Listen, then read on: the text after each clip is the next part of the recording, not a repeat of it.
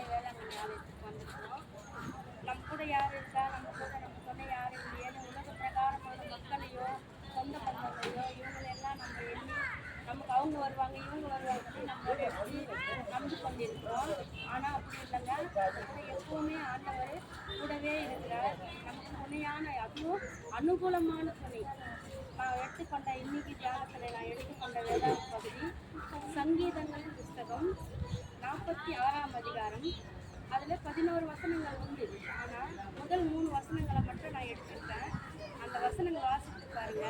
அவர் எப்படிப்பட்ட அனுகூலமான துணையாக நம்மளோடவே இருந்து நமக்கு துணையாக இருக்கிறாரு, நம்மளை செயல்பட வைக்கிறாரு, நமக்கு என்னென்ன அதிசயங்களை நம்ம கூட இருந்து செய்கிறாருன்னு இந்த 46ஆம் சங்கீதம் முதல் 3 வசனங்களில் சொல்லியிருக்காரு. இதன்படியாக நம்ம எப்பொழுதும் எந்த வேலையும் எந்த சூழ்நிலையிலும் ஆண்டவரை மட்டுமே நம்ம துணையாக கொண்டு இருக்கிறோம். என்ன கேட்கணுமா, இது தெரியல அது தெரியலன்றோமா, ஆண்டவருடைய ஆலோசனை நம்ம